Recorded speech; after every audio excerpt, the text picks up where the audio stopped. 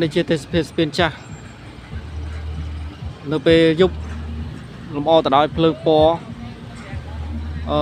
តបតែងនៅលើដៃស្ពានស្អាត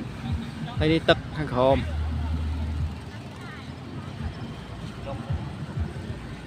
ថ្ងៃនេះបានមកជួបវាខ្សាច់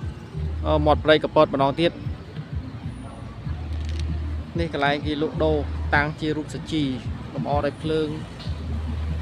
ស្អាតទេសភាពពេលរាត្រីនៅកពត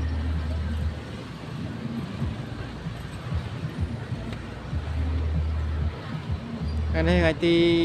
16 ខែ 9 2025នៅមាត់ព្រៃកពត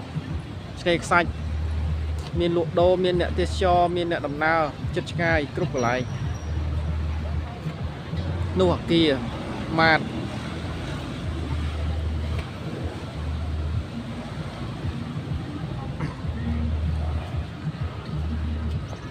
ស្អាតពេលរាត្រីកពតនោះស្ពានថ្មីមើលទៅឃើញខៀវស្ពានថ្មីខាងក្រោមទឹកនេះខ្សាច់ឆ្នេរខ្សាច់ថ្មី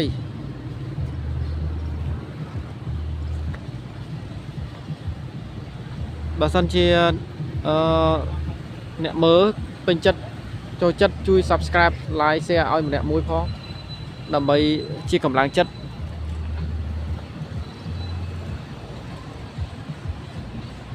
បើបងប្អូនចង់ទស្សនាកពតមកលេងកពតពេលរាត្រីពេលល្ងាចអីយើងទៅជាខ្យល់លហើយស្វីតជាមួយដៃគូជាមួយអ្នកពិសេសជាមួយមិត្តភ័ក្តិជាទីស្រឡាញ់ជាមួយក្រុមគ្រួសារបានពេលល្ងាចពេលរាត្រីម៉ោង 7 8 9នឹងកំពុងត្រជាក់កំពុងតែ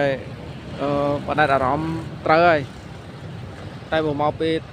ព្រឹកពេលថ្ងៃអីអានឹងមិនសូវជាប្រមាណទេបើសិនតែមកពេលរាត្រីពេលល្ងាចអានឹងឡយមក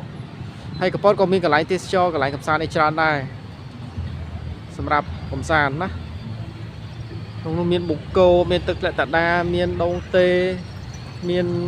តពាំងសង្កែពាំងពៅលួងធំក្តាតច្រើនកន្លែងទេសចរមិនថាតែនៅក្នុងក្រុងទេនៅក្នុងតាមតំបន់